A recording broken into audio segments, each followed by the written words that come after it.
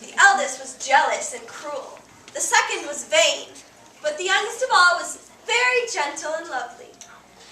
Now, while their father was out hunting, the older daughters would beat the youngest girl and burn her face with hot coals.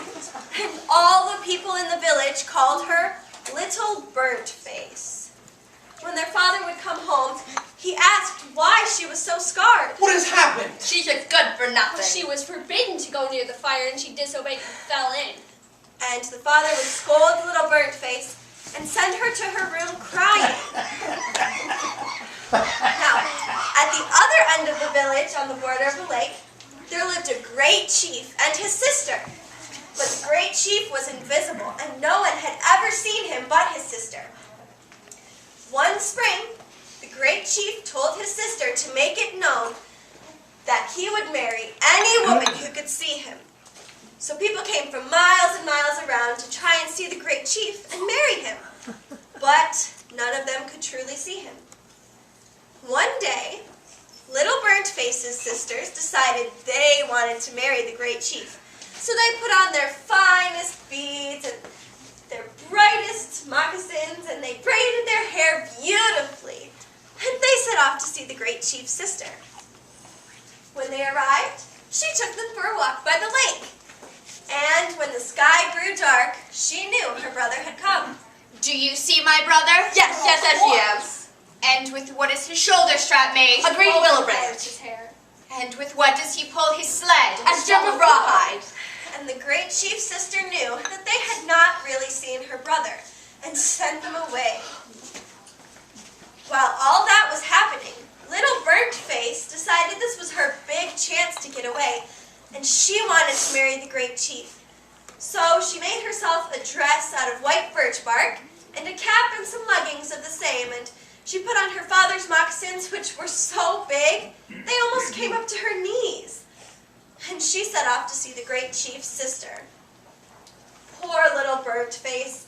She was a sorry sight, for her hair was singed off and her face was as full of burns and scars as a sieve is full of holes.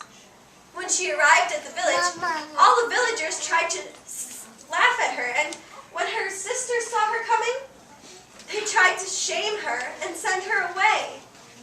But the great chief's sister saw the true beauty inside of Little Burnt Face, and she took her for a walk by the lake. And when the sky grew dark, she knew her brother had come. Do you see my brother?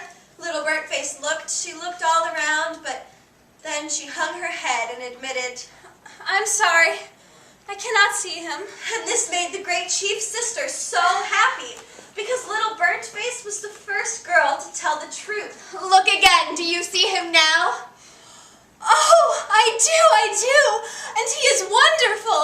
And with what does he pull his sled? With a beautiful rainbow. And with what is his bowstring made? His bowstring is the Milky Way.